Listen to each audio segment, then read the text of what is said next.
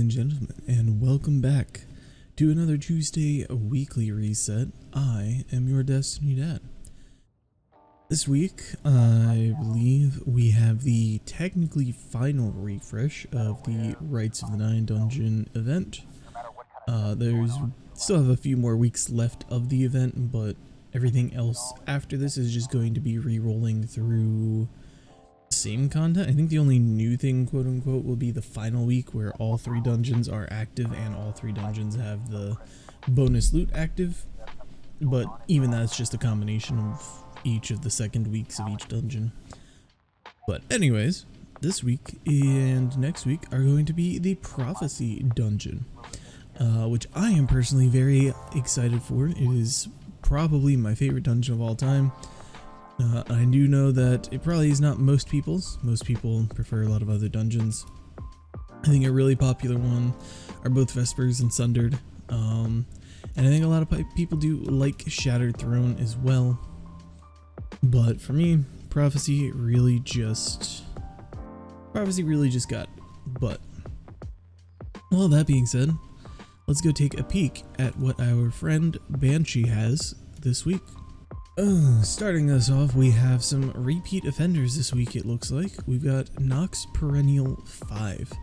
We have Fragile Focus and Collective Action, Liquid Coils, Projection Fuse, Poly Barrel and Extended Barrel, and a Handling Masterwork. Once again, another one of those rolls on this gun. This gun seems to be really bad for this one. Where it's half PvE, half PvP, and it doesn't really jive together.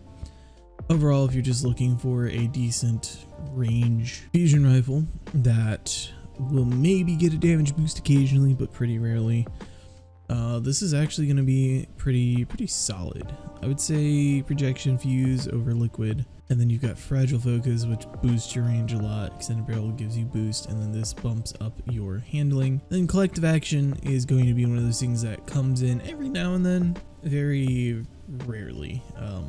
So if you're on a subclass and you're building into this kind of stuff, it might work for you. But also, it's a fusion rifle. You don't really need a damage boost in PvP. Maybe against like a Well or a Titan and Super or something like that. All that being said, if you just need a top slot fusion rifle for PvP, this will be okay. Definitely has better options on this gun. Definitely better other options out there, but it's not bad. I would say it's maybe a 3 out of 5 in terms of like god roll. Up next, we have the Enigma with Grave Robber and Unrelenting. Grave Robber actually did get an update to work with Glaive Reload, if I'm not mistaken.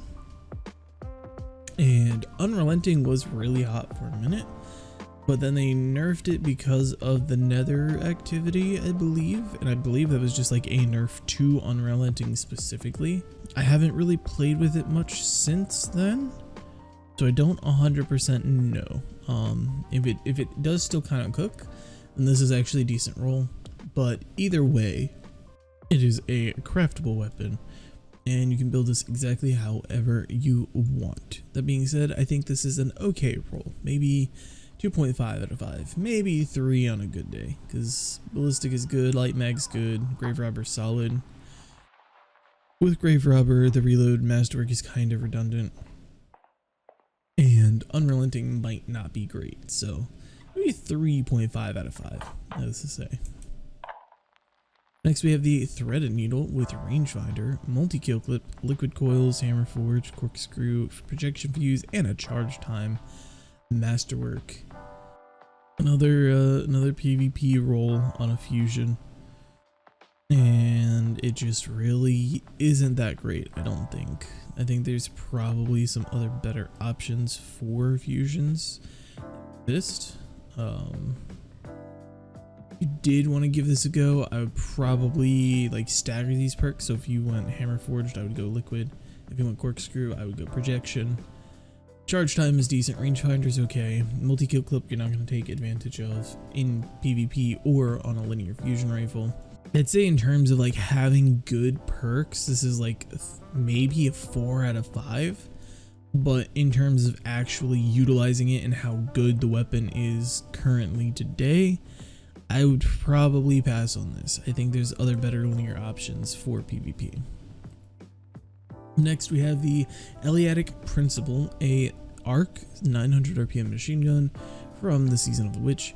It has Zen Moment and Golden Tricorn. We've got alloy and flared mags, corkscrew and extended barrel, and a handling masterwork. These weapons, I believe I've talked about them a couple times now. A lot of them I wanted them to be better than they actually were. There were a couple hits, but not too many. Most of them kind of had weird, quirky options. They all looked really cool. The origin trait was interesting, but most of them didn't do anything too crazy. This one, however, right now, I believe can get... Was it Eddy Current and Volt Shot that I can roll? No, this is out before Volt Shot. It can get Eddy Current, though. Now, you can get Eddy Current in the left column, as well as Ensemble. And then in right column, you can get Harmony, Adrenaline Junkie, Golden Tricorn, and Target Lock. So if you're looking for a decent Add Clear Arc LMG to pair with some of your nonsense you got going on this season, and in the future, of course, but this one, I believe, will do you decently. Once again, it is craftable, however. So if you do not like this roll, then definitely pick a few up, use some of your harmonizers, and craft it. I did forget to mention, all of this is good besides Zen Moment. Zen Moment's not terrible, I suppose, for PvE, but it is definitely more of a PvP oriented perk, and you're likely not going to take too much advantage of it in PvE. The rest of it is very solid though. Up next we have the Semi-Otation from the same set of weapons. We've got Hard Launch Impact Casing, a very good start. Then we have Shot Swap, and then we have Bipod. You had us in the first half for sure. Now, this can roll some decent perks, and this can roll some quirky perks, as well as being just a craftable gun that you can just craft. The biggest downfall for this rocket launcher, I believe, is the fact that it does not have any sort of overflow perk or autoload perk in its left or right columns, which kind of sucks, but we do have Impulse Amplifier, we've got Perpetual Motion, we've got Stats for All, we have Keep Away, and Field Prep. All of those are pretty decent, frankly.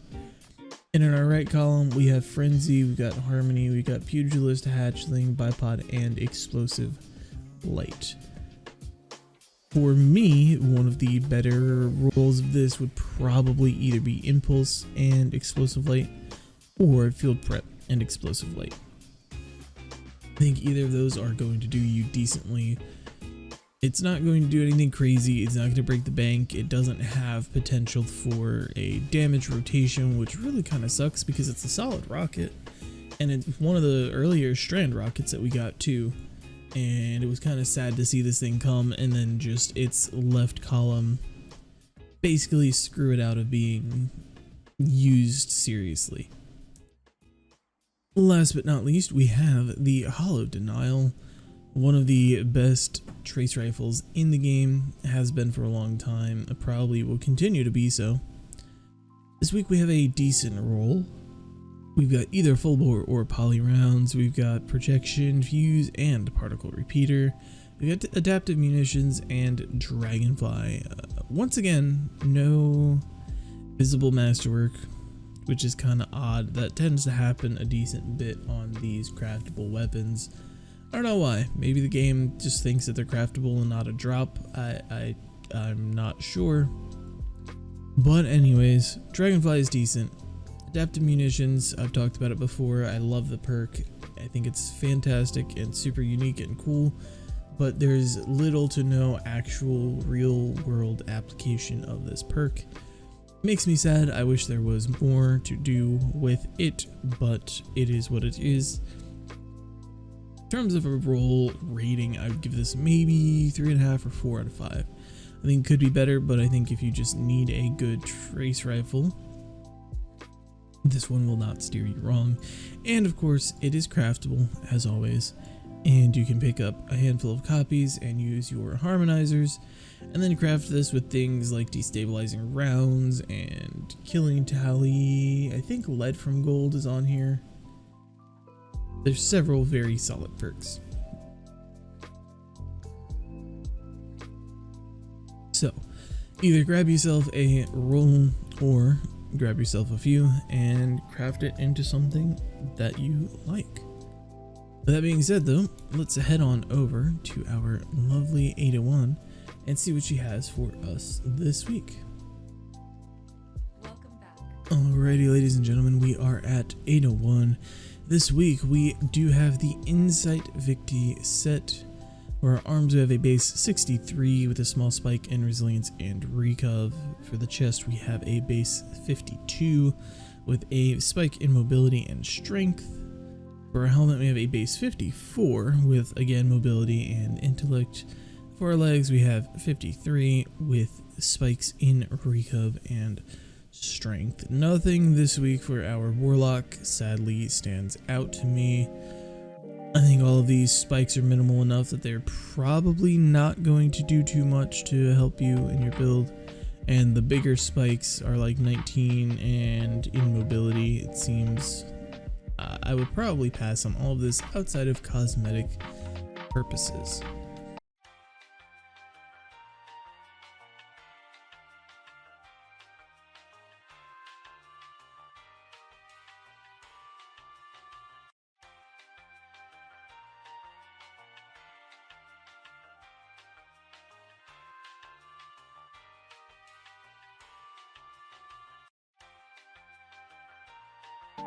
Of course, we also have our synthesis bounties. Don't forget to pick these up so that you can always look drippy when you're playing Destiny. As always, we have upgrade modules, and for our shaders this week, we have Dead Orbit Camo. I do believe this one was here last week, if I'm not mistaken. A decent looking shader if you enjoy camouflage, and there's a little bit of gold in there as well, it seems. Up next we have New Pacific Rush Worn. I always loved all these old planetary shaders. This one was from Io, I believe. Was it Io? No, this one was from Titan. That's right. This one was from Titan way back when. But Titan, Io, and EDZ always had really solid shaders, I thought. Very nice color palettes and very, plain but pretty looking. And last but not least, we have the Genotype Null Zero. This one was a pain to get back in the day. This came from Season 3 in an activity called Escalation Protocol. Kind of the precursor to things like Court of Blades in the Nether. It was a escalating difficulty with enemies in waves. It was on Mars and it was all Hive. And at the end, you had a rotating weekly boss that was actually very hard to kill back in the day. Now this was a random drop, I believe, from killing the boss. This was not the rarest one. There's another one that was more rare than this. That being said, this one was pretty hard to come by and not a lot of people had it. I imagine not a lot of people have it now. So, go out there. It has a very nice gunmetal kind of look to it, like that woven metal kind of patterning on the clothes. I don't know how well it translates into recording, but yeah, it turns a lot of things very like dark reddish orange as well, which is very nice. It's a very black, red, orange kind of look. And if you do not have it, I definitely recommend coming and grabbing it. Alright folks, that is going to be all for this week. I believe if you have not followed already and you like what you see, maybe you keep coming back. Maybe this is the second or third time you've seen me in your suggestions box. Drop a follow.